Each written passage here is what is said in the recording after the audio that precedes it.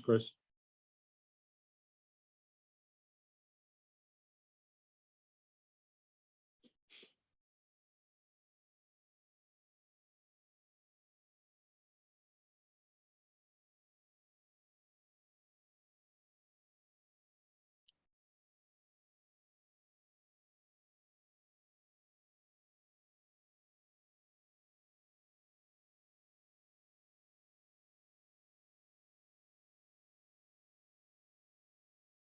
Welcome, everybody.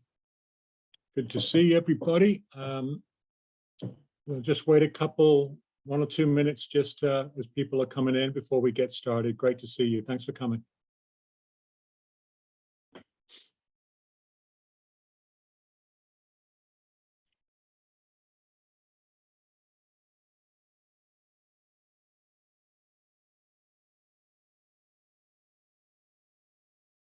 Community.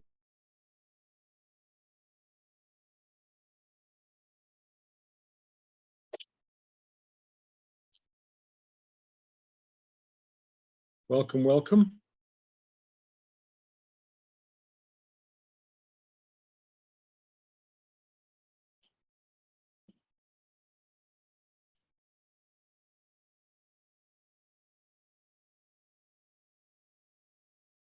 Welcome to Wednesday. This is my 4th favorite day of the week, Wednesdays. 4th favorite, that's not bad. It's pretty good. 4th favorite day of the week.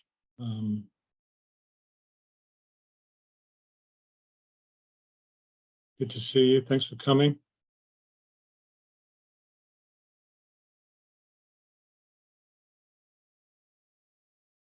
Happy Wednesday, everybody.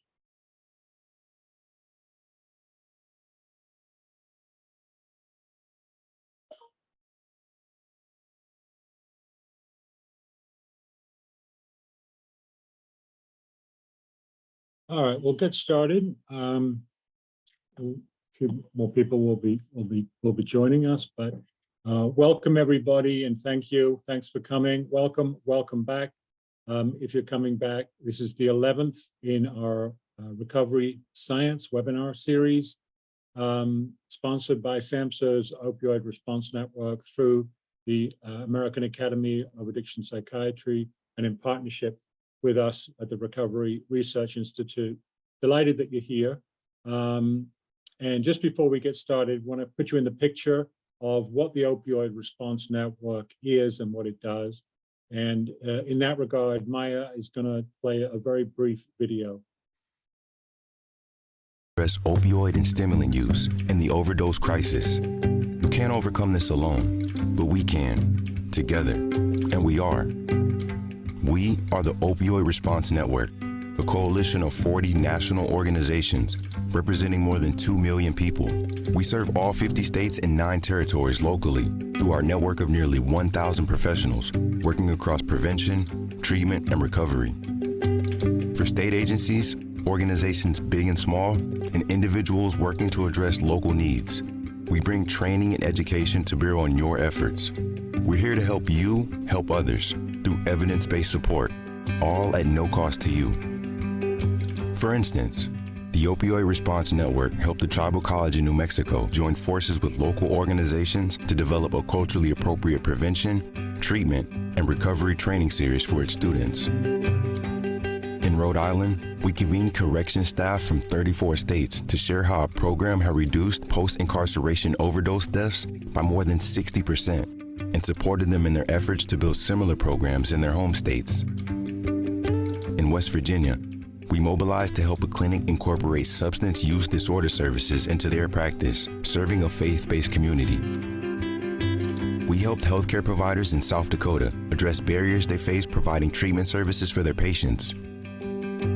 We're here to help those on the front lines. So, what are your needs and how can we help? Visit the opioidresponsenetwork.org to learn more and to submit a request for support. The Opioid Response Network, funded by the Substance Abuse and Mental Health Services Administration.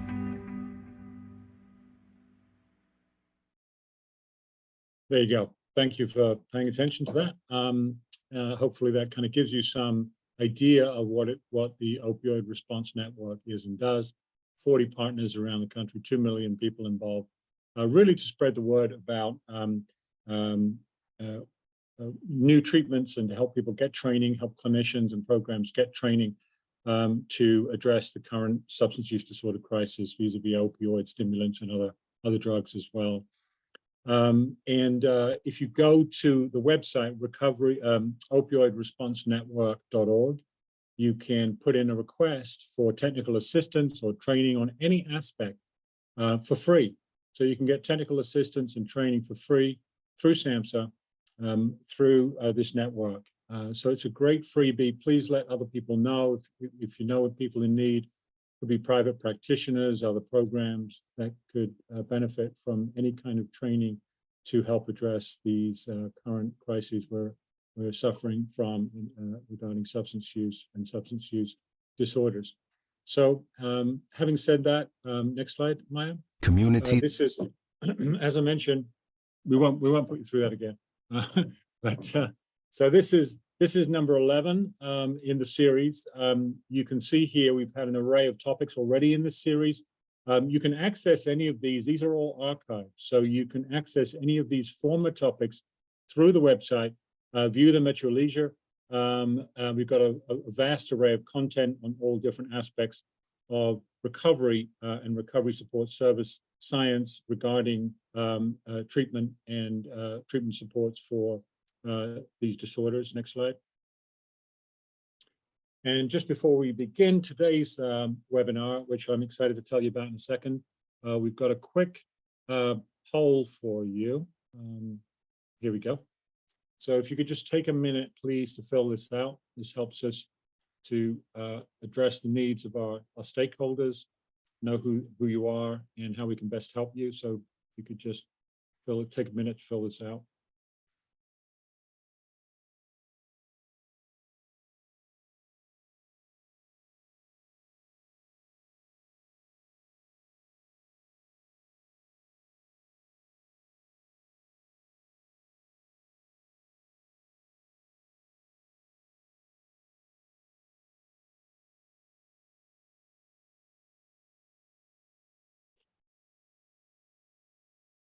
Great.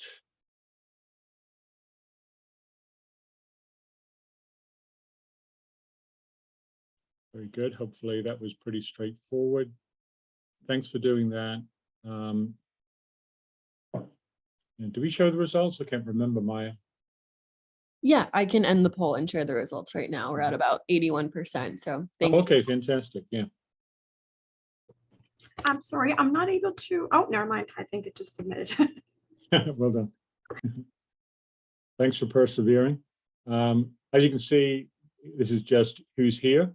So thanks for doing that. This just helps keep track of kind of who's taking part and how we can increase exposure to different stakeholders and constituencies. So thanks for doing that. Appreciate it. Which brings me to the introduction of today's fantastic speaker. We're very lucky to have our very own Dr. Emily Hennessy with us this afternoon, talking about building adolescent and family recovery capital through community supports. I'll just tell you a little bit about Emily. Let me find her bio sketch here. I know Emily well. I've worked with her now for a year or two, intimately here at the Recovery Research Institute. She has a very impressive background before coming here to the Recovery Research Institute. She is the Associate Director of Biostatistics here with us. She's also an assistant professor at Harvard Medical School. She's a former Fulbright Scholar in Norway, where she completed a Master's in Philosophy and Health Promotion and focused on adolescent well-being. So she really has expertise in this particular developmental area of life. She completed a PhD in community research and action at Vanderbilt University and a postdoctoral fellowship at the University of Connecticut. She's widely published. She's really been really leading the charge in terms of recovery capital and recovery support services research for young people. So we're lucky to have Emily leading the charge nationally in this regard in terms of really laying out the field really for other researchers in terms of recovery capital, particularly for young people. And we're going to hear about that today. So Emily, thanks for coming and doing this, and I'll hand it over to you. That's great. Thank you, John, for such a kind introduction. And thank you all for being here to share and just to talk about what it looks like to build adolescent and family recovery capital through community supports. So let me just, let's see. Everybody see my slides okay? Yep, I see some nods. Okay, great. So a quick brief overview of the presentation. So I will talk a little bit about youth substance use disorder and recovery and kind of what we mean by that when we're talking about that, and give you a overview of the scope of the problem. Then I will be giving a deeper dive into recovery capital and what that should look like for adolescents and how we kind of define that for adolescents. And then hopefully to kind of ground that and what we do, you know, on a day-to-day basis in our communities is go over community settings to build recovery capital, what those can look like for youth, how important recovery social influence to youth specifically, and why that's important that our community settings target that when they're developing their programming, and then a very brief summary, and then obviously delighted to be having questions and things after that. So I do need to disclose that I am supported by funding from NIAAA through a KO1 award. So what I'm presenting here today is solely my responsibility. So one thing I wanted to begin with is just really the scope of the problem. So this is some of the more recent data that SAMHSA has provided just in terms of the number of youth with a substance use disorder. So we see that more recent numbers indicate that 2.2 million youth have a substance use disorder. And then there's actually quite a large overlap with youth that have had both a substance use disorder and a major depressive episode. And that's important for a variety of reasons, just that comorbidity means that can be more challenging for them as they navigate a substance use disorder and symptoms of a major depressive episode or other sorts of mental health comorbidities. And to think about this kind of from the perspective of one specific substance, you know, this is the Opioid Response Network. So I wanted to talk a little bit about opioids. And so more recent data has indicated that about 2.4 million youth have misused opioids at least once. So that's using an opioid outside of the realm of a doctor prescribing it for them or using it for longer than they were supposed to. About 1,800 youth initiate pain reliever or heroin misuse a day. And so ultimately, like this experimentation among youth can lead to a substance use disorder, which I'll describe, you know, why that's more likely among this age group in a minute. But we see, you know, with opioids and then with other substances, this huge risk for youth that are experimenting with substances for the development of a substance use disorder. And 2.2 million youth in the US with a substance use disorder, that's not a small number, that's a massive epidemic of youth. And so we need treatment and recovery supports that can really adequately address their situation. And so what's important to know about development, specifically adolescent development and substance use? Well, we know that this is a period, a developmental stage where there are a lot of changes going on in their lives. Biologically, their bodies are changing, which results in physical changes. Their brains are developing. Physiologically, there is quite a bit going on. And this is kind of interfacing with their needs for developing new social groups, kind of new independence, and learning skills around how to self-regulate their behavior, all while they're undergoing this huge transition developmentally.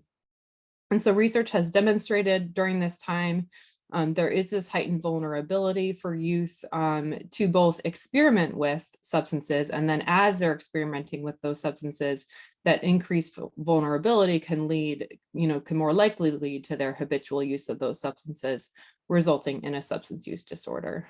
We also know that given where they are developmentally in terms of their ability to self-regulate their behaviors, youth do tend to have an increased likelihood of engaging in impulsive behaviors, kind of risky behaviors, and really kind of looking for rewards to stimulate their brain and seeking out kind of adrenaline pumping experiences. And so what we also know, given the developmental stage that they're in and all the changes that are going on, they have a high biological sensitivity to those substances, which can ultimately have toxic effects on their brain as it's developing.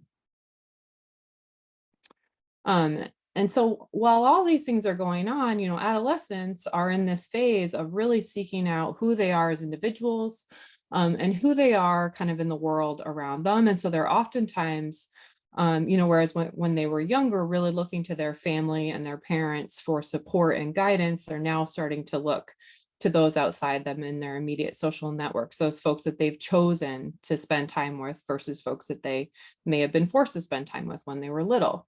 We also see that kind of the older adolescents or emerging adults are starting to move out or away from family. So kind of, even though, younger adolescents are still going home at night to their families, perhaps older adolescents are seeking out, their own kind of chosen families.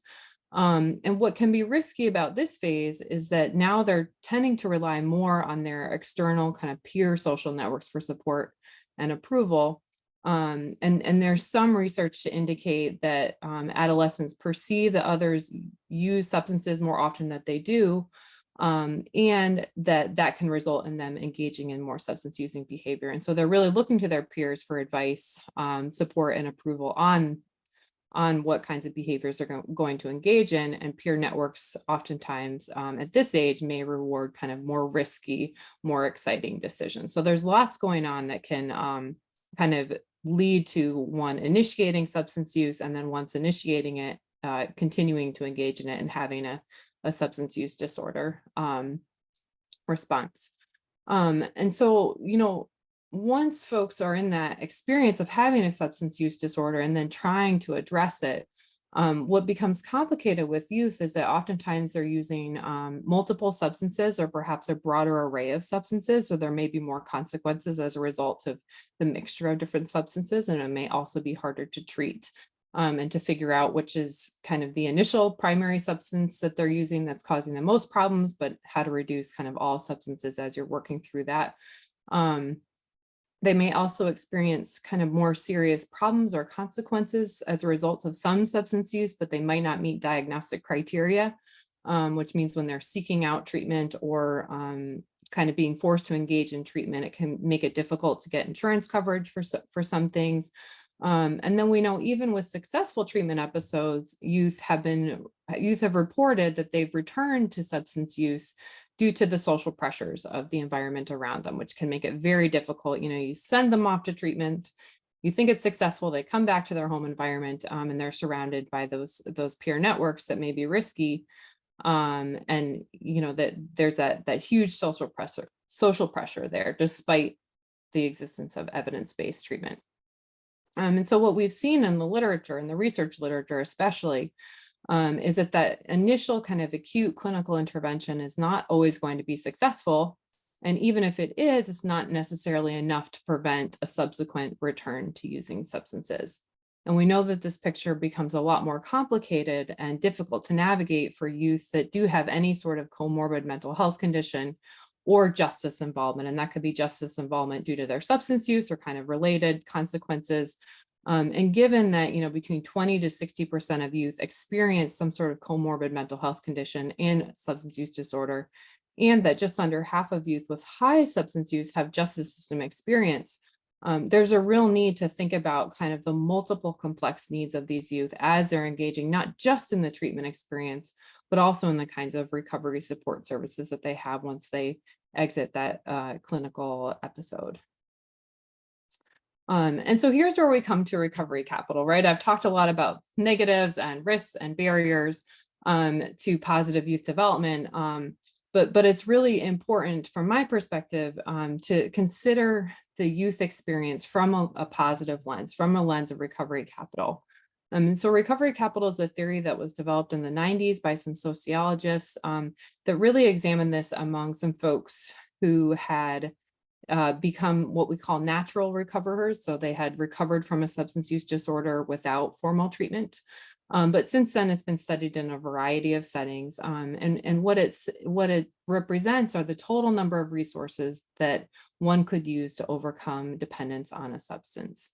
And what's nice about recovery capital is it doesn't just say, you know, these are the resources that you have, that you yourself hold, but these are the resources that you have and that you have when you interact with others around you and that you have as a result of your larger community setting, your larger kind of life setting. And it also thinks about resources from several different types of life domains. And so I'll talk about that in a moment. The idea with recovery capital, though, is that it should change over time, that it's dynamic alongside the recovery process, and that folks that have some level of recovery capital are going to be able to generate more. You know, it's going to have this kind of synergistic relationship where they begin to kind of snowball their level of recovery capital. As they begin to do well and build that recovery capital, they'll see gains in multiple life domains. And so, as I mentioned, this has been, you know, studied since the 90s. It was developed among adults, and my work has really sought to examine this from a youth perspective, to really highlight, you know, some unique developmental contexts for youth to, first of all, emphasize youth resilience and the positive things that being a youth brings, and their unique developmental aspects, the things that they need within their broader context.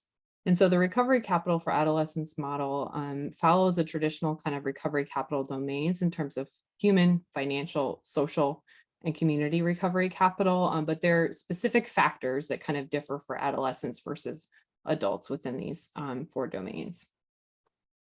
So in terms of human recovery capital, that's what we think about as kind of more intangible capital, things that folks have in terms of their own personal skills and resources. So things like self-confidence, motivation for recovery, having high quality mental, physical, cognitive health, being engaged in school or doing well in school.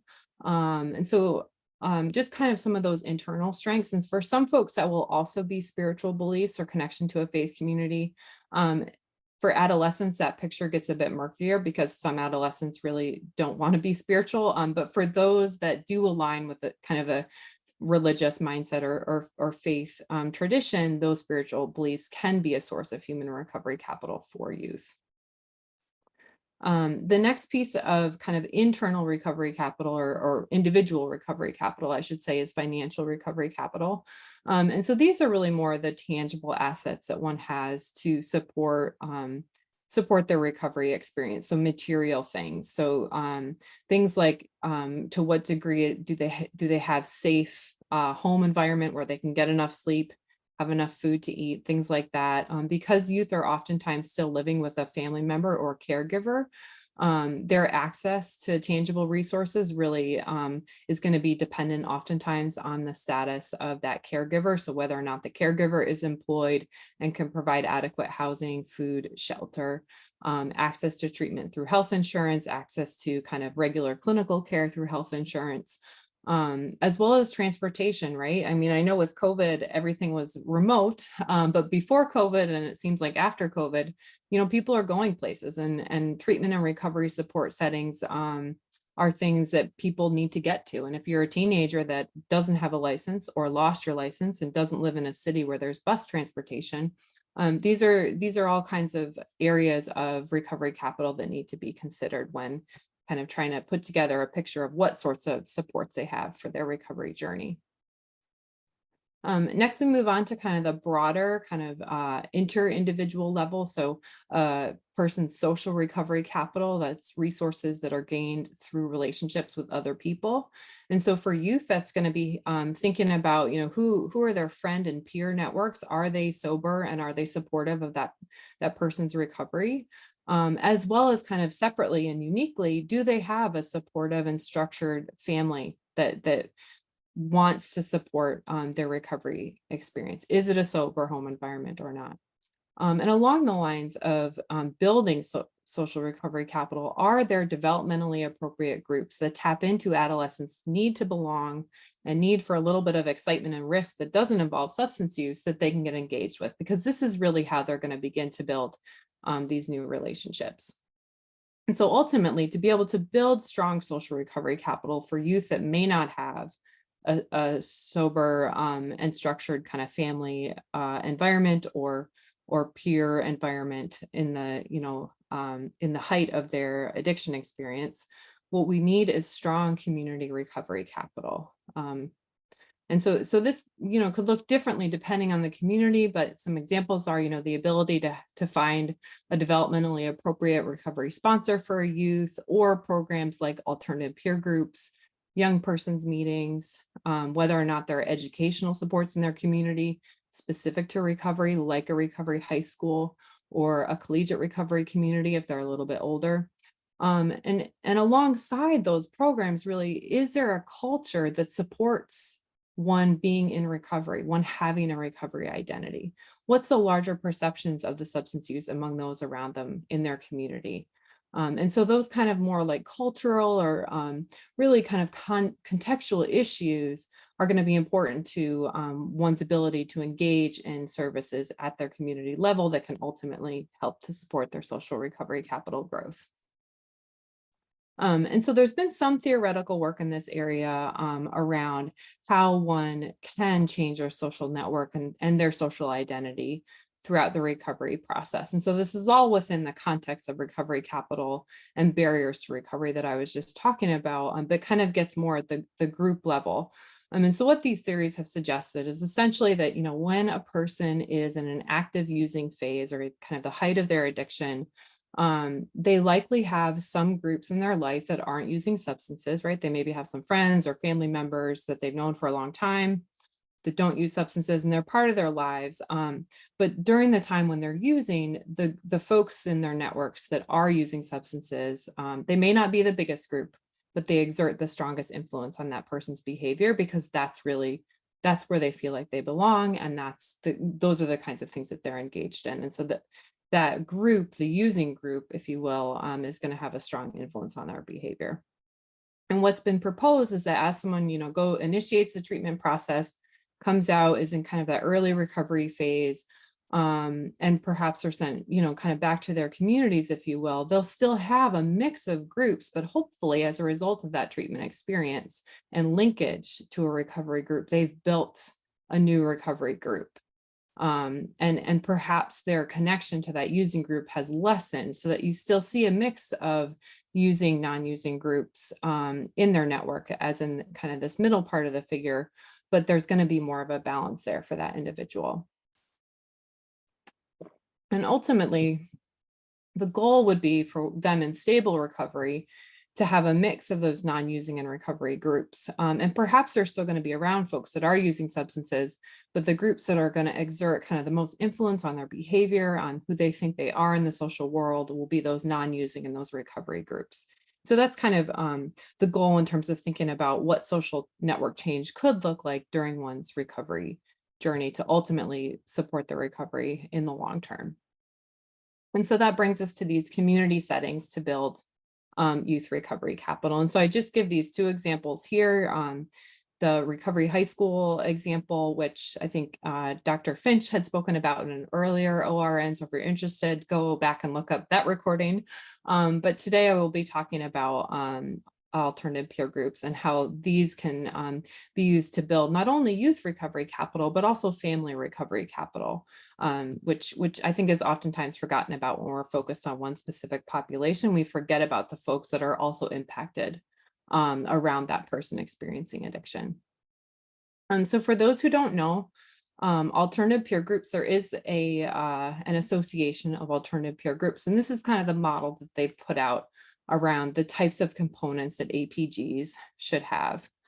So we see here the top of the model are social functions. And so this is really one of the core aspects of APGs, the idea that using fun social things to teach youth to have fun without using substances, to bring them into this new social network where they're enjoying not using a substance and they're making new connections with others around them. Another piece of an important component of APGs are these community recovery meetings.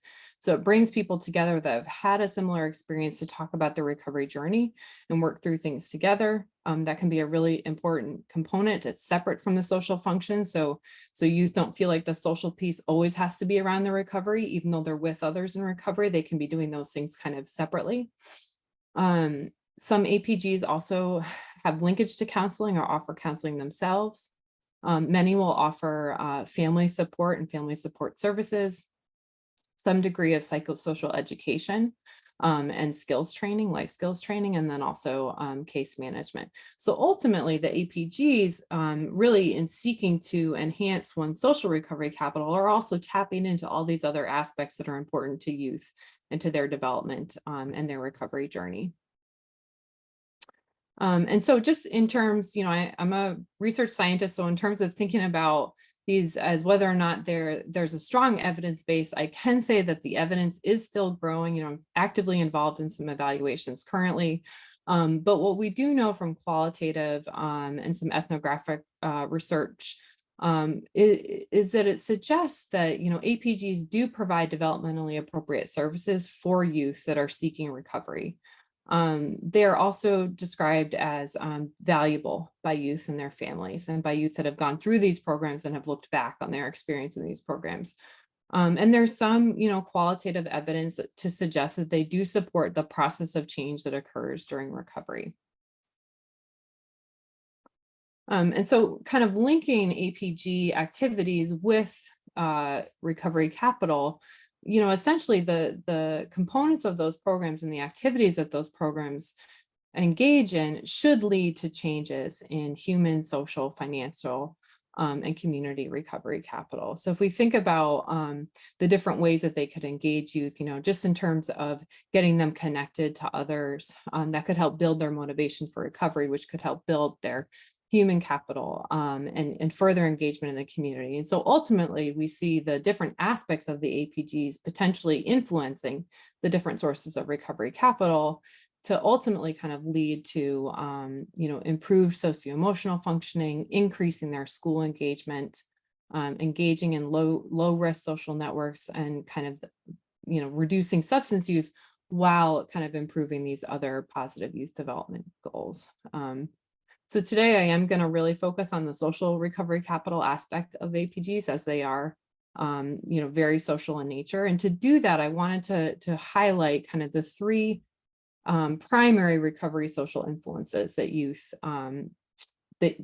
really talk about in the current research. So it'd be peers, recovery role models, and family. And so some of the quotes that I'll be presenting are out of my own research with youth that are in recovery high schools, but are also engaged in APGs. And then others are from some APG research that I engaged in with Angie Nash out of Texas. And so one of the things that's really been highlighted is just this dual influence of peers that are in youth lives. So in this example, this young woman is saying, my best friends are a really good recovery support, but they're also, it's complicated because they understand and they want to help, but it's like, I can't tell them don't drink just because I don't drink, right? And they're always going to let me drink with them. And so this young woman is really experiencing, she has this strong emotional bond with her friends, and she knows they want to support her, but they're not very good at supporting her in her recovery. And so this is where kind of changing that social dynamic, social network through the alternative peer group could help shift that so that she could begin to build positive recovery social connections in new ways with a new alternative peer group, and maybe downplay some of the influence from these friends in her life. What we see from this young man is really how peers can be a resource through the alternative peer group, through experiencing something like this together. So he's saying, it's really hard for kids my age to get sober, and no one else is sober or even tried to get sober. So he's really talking about a lack of a recovery identity among youth in his community. But so he's saying, so it's really nice to have that aspect of like relatability and also the accountability that you get, but not just by the staff, but peer accountability. And so he's highlighting, yes, this alternative peer group, the adults in this program are very supportive of me, and it's also the peer connection that's really important to me. So he's getting that role modeling from the adults, but then he's also getting that positive recovery connection from other youth that are his age. And the other thing that's come out of this research is really the difficulty sometimes in engaging youth who've experienced something like a substance use disorder, and them wanting a connection with others who have understood where they've been. And so this young man is talking about his experience. He's talked about himself as being in recovery But he says, I guess I really started relating to drug addicts when he started talking about it because his girlfriend had passed away. And he started talking about it, and it was like only the drug addicts who really understood. They understood she had a problem, and other people he would explain it to, and they would think, that was really his girlfriend's fault. She's the one that did it. And so I think this example is a real nice example of why the social group that's emphasized in the alternative peer group is so important, because it is for youth that have gone through this substance use experience and want to be sober together, and they understand kind of where each other have been and where they hope to be. And so this is one reason why an alternative peer group versus just some other sort of youth serving group may be really needed for youth that are kind of going through this experience and this journey on their own. The other thing is the recovery sponsors and role models also play a really key role in that they've been through this experience, are on the other side, maybe a little bit older. And so they're able to model recovery behaviors while understanding kind of the nature of addiction and what it might entail, and maybe have a better sense of how to support youth in their recovery process versus just an adult who has not been there in that same seat. The other nice thing about recovery sponsors and role models that are part of APGs is that they can serve as a connection to the larger recovery community. And so they can begin through their relational one-on-one connection with the youth, begin to kind of get them plugged in many different places that are best tailored to their needs, and kind of ultimately create a community for them to be a part of, and kind of a larger identity of being part of a recovery community. And so we have this one man who's just talking about all the different ways he saw his recovery sponsors and role models, and the staff and these different organizations support his recovery journey. And finally, I did want to talk about parents and families, and so this will be the last kind of bulk of the recovery social influence portion of my talk and how this relates to APGs.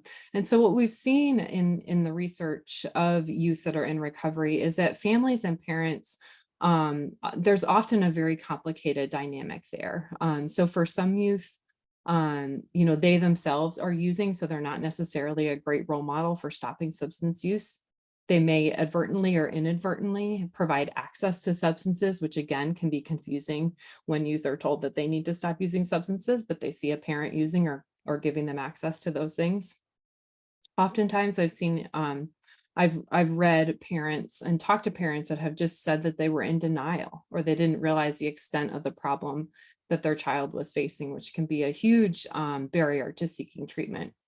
The other thing is, parents and families are people too. And in these relational dynamics, there can be strained communication or poor relationship between the parent and a child, which can cause stress or get in the way of that recovery experience. And then lastly, oftentimes parents are themselves learning parenting skills. Right, they knew how to kind of parent hopefully they knew how to, you learn as you go, how to parent your child when they're a young child, and then you're learning new things as you're parenting someone who's transitioning to adolescence versus young adults. And for parents that have experienced a child with a substance use disorder, that's kind of really turned their ability to parent and learn how to parent that situation into a bigger challenge than they anticipated. And so that can get in the way if they don't have those skills in supporting their young person in recovery. And so, given all those barriers, this is where we oftentimes would think that an APG specifically that has this family support component could be a wonderful way to really step in and provide not only that support to the youth, as I kind of was just going through, but to the parent and to the family to really make a strong contribution to support their recovery journey. And so this is a different study where we examined interview data with adults, with parents specifically where their child had been a part of a group. An alternative peer group, but the parents have participated as well. And so what we saw was through the APG kind of different components. So this APG had a moms and dads groups for parents where their child was a member of the APG. There was a parent support group, a multifamily group. And so through those groups, the parents themselves experienced both social support and they learn new parenting strategies.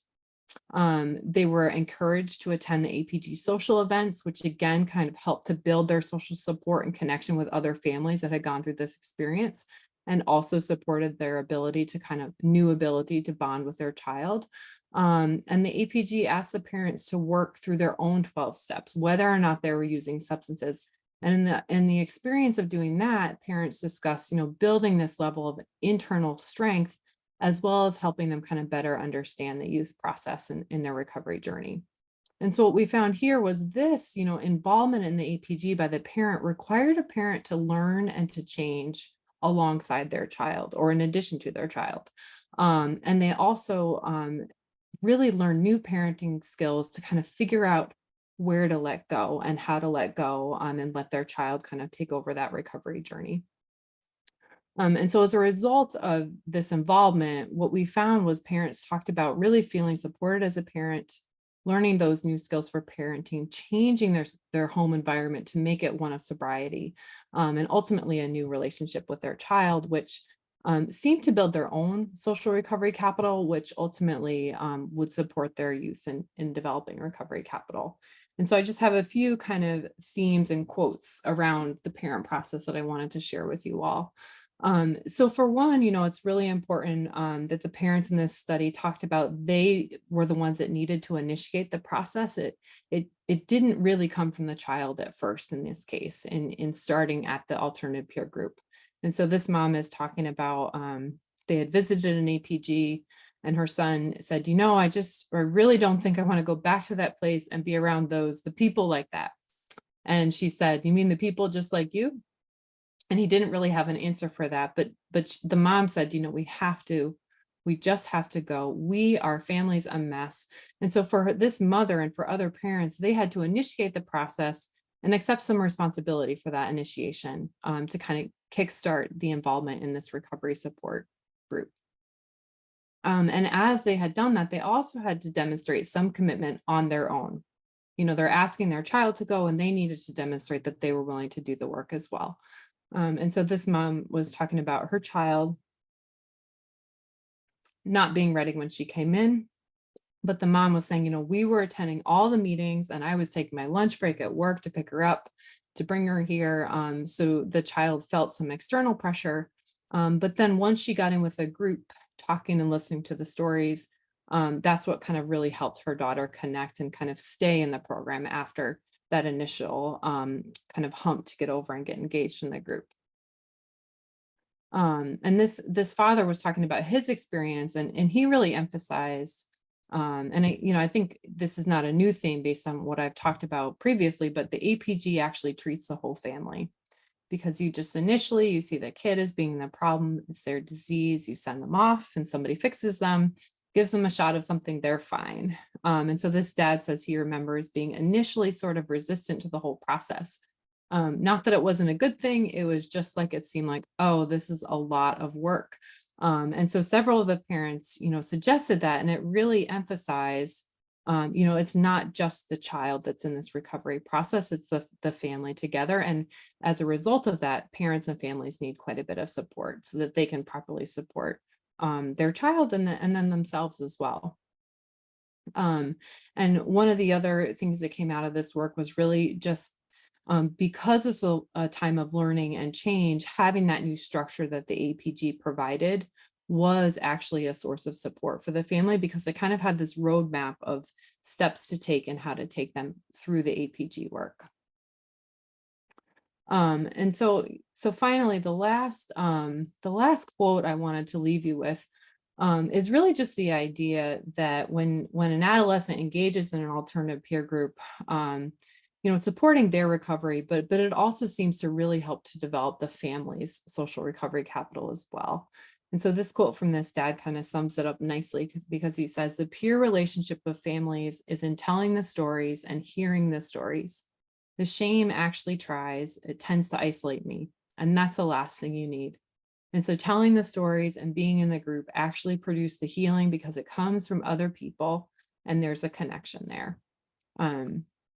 So we see this really nice way for families to develop new social connections as well and kind of create this recovery identity community.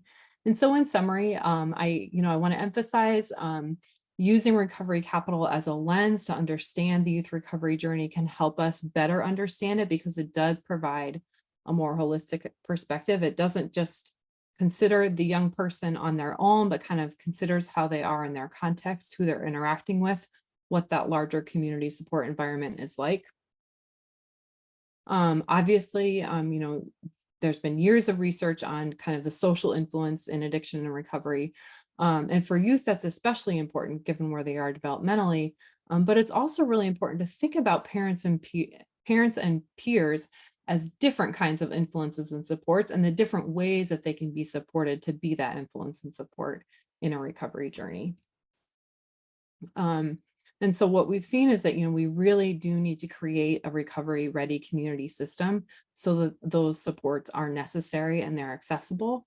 And when we're doing that, we don't want to forget about those families. So definitely make sure when you're building these programs and thinking about studying them, how caregivers and sibling programming can help be a part of those programs to support those folks as they're supporting somebody in recovery, but also to support them to better support their person in recovery as well, because I think we'll see some, multiplicative changes as a result of that. And so we are still building the research evidence base on the best types of youth serving recovery support programs. We need lots more research in this area to better understand these pathways of change. And so if you're interested in this, I would love to hear from you, during the Q&A now, or happy to answer emails about this as well. So thank you for your time, and thanks to everyone who were part of these research studies and shared their experience, because this wouldn't be possible without them. Fantastic, Emily. Thank you so much. That was just such a treat to listen to, and you covered a lot of ground in a short period of time. Thank you for doing that. Really nicely contextualizing from the prevalence of these disorders in youth, just showing how significant they are at this young age. And also, of course, as we know, that the roots of addiction in terms of addiction career, they start in these adolescent years. And it's how can we intervene? How can we do something different to really, produce earlier remission for these youth who fall into this diagnostic category for substance use disorder. And you covered, the framework, the recovery capital framework was a nice one for understanding the different elements. Thanks for that as well. That was really, what you're doing in this field is just so helpful and so important. And then the family dynamics, in the family, the significance of the parents and the family are just so important also. And it kind of reminded me the latter part of what you mentioned about how when the parents take it seriously, the youth gets an indirect message that this is serious.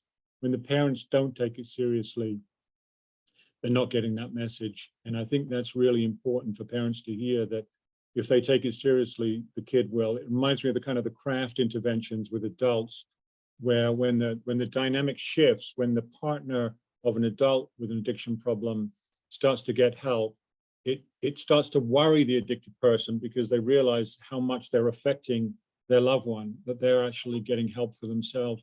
And that sends a very indirect but powerful message. And I think the same is true here, but there are so many elements, so many strands that one could draw on for discussion here from what you said, Emily. Thanks for that. So let's open it up for questions and discussion. Thanks for leaving time. We've got about 10 minutes. Maya, were there some comments and questions in the chat people had? Feel free also to put your hand up if you'd like to just ask in real time here live. But Maya, do we have any questions so far? Yes, we have a couple questions in the chat.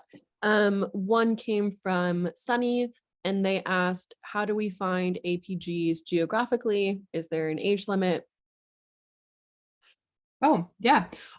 Great question. So what I would say is to check out the Association of Alternative Peer Groups website. So they should have listing there. I mean, I know with all the Recovery High School, the Association of Recovery High Schools, they have a website and everything's mapped out geographically, as well as collegiate recovery programs. Actually, the Association for Recovery in Higher Education would have a website, and APGs, I think, is a similar story. And sometimes it's also going to your state's Department of Public Health and looking up recovery support services. In some states, it looks like we have programs that are similar to alternative peer groups, but they're called recovery clubhouses. And so that could be another way if you're not finding an APG in your area, a recovery clubhouse that's for youth with substance use disorder.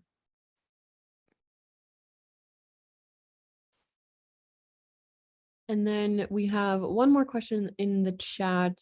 Just find it. Lori asked, where do these, in reference to APGs, where do APGs exist and who pays for the support, insurance or grants, etc.?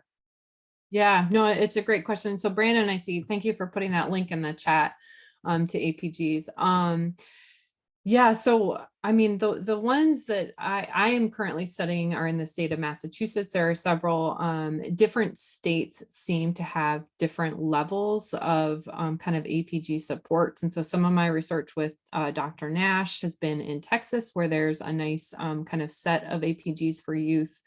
And so I think the funding will vary by the state and by the kind of the structure of the APGs within the state. I think some of the services are covered by insurance, but then some APGs don't take insurance because they want to be careful about what they're saying they will do and kind of level of reporting and things like that. So it is going to be very context dependent. Yeah, great question. Thank you. And I tag team, I asked that question. This is Lori. I feel like this is a key recovery net, a safety net for families and youth that doesn't exist, and would love to hear more about how we can promote this and encourage creation of these around. I'm in Massachusetts, and COVID did a number on our youth, and they are having they're really struggling, as you know, trying to get back to what even is their community? How do they connect with that community? So in some ways, it's a great opportunity to create a sober recovery community for them and kind of steer them towards it. But I think we're missing that opportunity because nothing on the North Shore exists at this time anyway. Mm-hmm. Even though there's a recovery high school, it does not address parents. There's Learn to Cope. That's for 18 and above. So for youth, it's a challenge, finding support for parents and the family.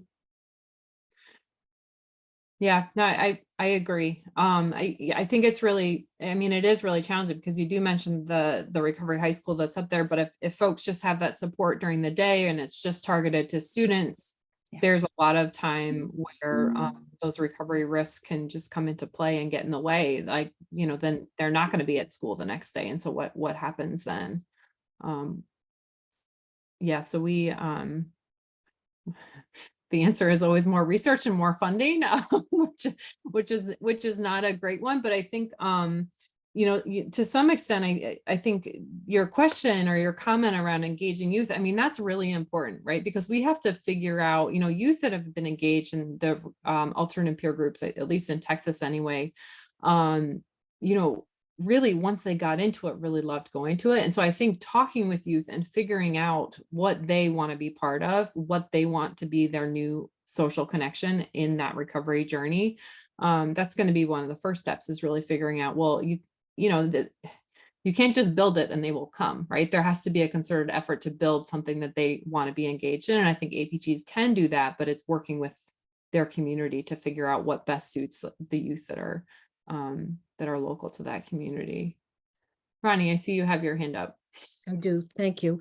I was just going to say that I am an AlAnon member, and we also started a Naranon group.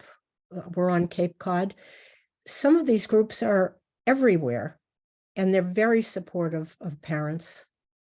So I just wanted to mention that it's not, you don't even have to start something new. Mm-hmm. Thanks.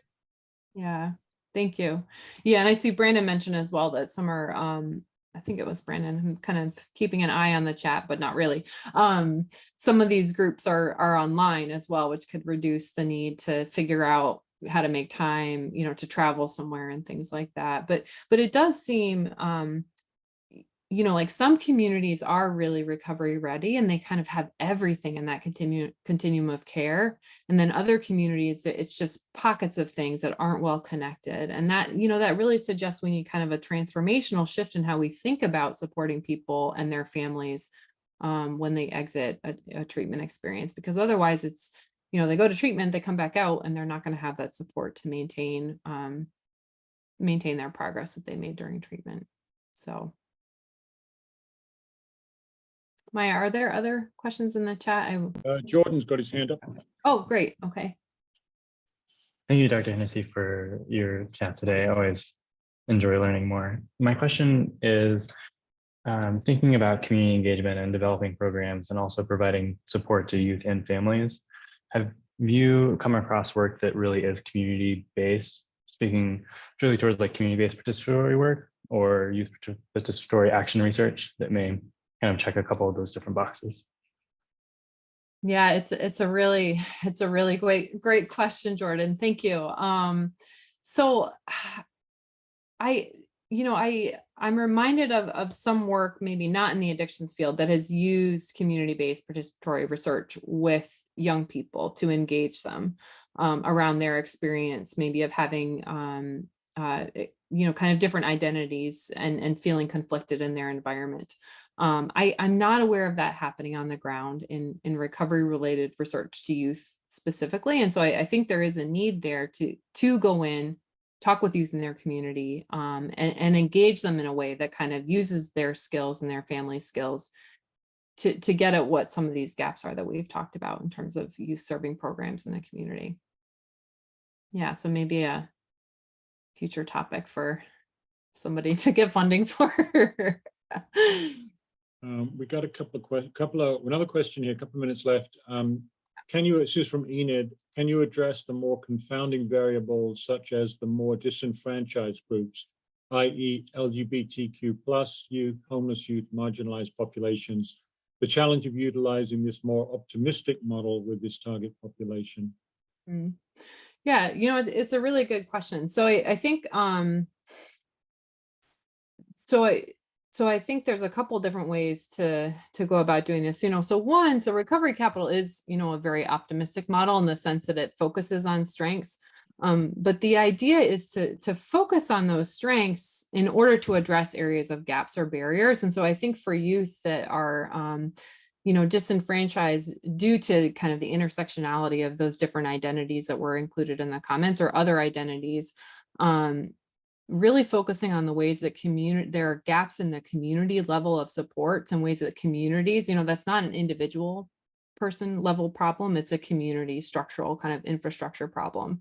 And so thinking about ways that we can use the internal strengths that we know they have and create better community level programs to target those gaps, right? To target the infrastructure gaps. That's really where I would like to focus future work and see future researchers and funders and policymakers kind of making strides in those areas. Because oh yeah, sorry, John. Go ahead. Sorry, Emily, were you going to finish your thought there? No, I was going to say, I mean, there is there's kind of pockets of research for some of those identities and some of those populations, but it's not a well-developed area at all in the recovery space. I just have a kind of a big question, but it's probably going to be the last one unless anyone else has another quick question. But I just wonder, when we zoom out and we look at the last 50 years, and these APGs have been around for a long time, recovery high schools have been around for a long time. Why is it, what's the blind spot? What are the barriers from a societal perspective that we don't see the expansion, the adoption, the implementation, the research focus on these youth recovery support services? Why haven't we seen that? What do we need to do to really put this on the map culturally as a society, given what we know about the onset of these disorders in youth and the devastating impact that they can have in people's lives, livelihoods, and mortality?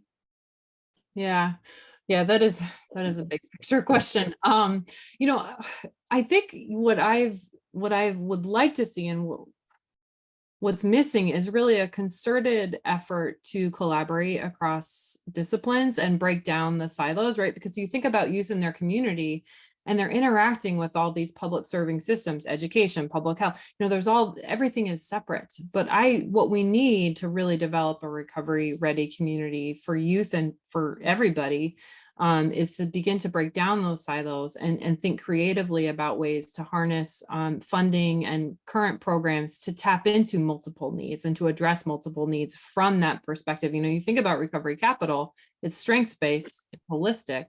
So you have to think about the individual within their setting and kind of tackle it from those, you know, multiple perspectives. And that's where the interdisciplinarity among researchers and practitioners really begins to matter. Yeah. Yeah, kind of a joint effort, like a joint meeting on adolescent treatment effectiveness, the old JMate conference. Yeah, and just to kind of put a plug in for that, we are hoping to start this new national youth focus conference next year in Baltimore. Some of you may remember JMate, joint meeting on adolescent treatment effectiveness. To Emily's point, the point of that was to bring together all these different parties and stakeholders from the Department of Education, through criminal justice, through treatment, through all of these different stakeholders and affected entities in the country, to bring them together. That's the goal again.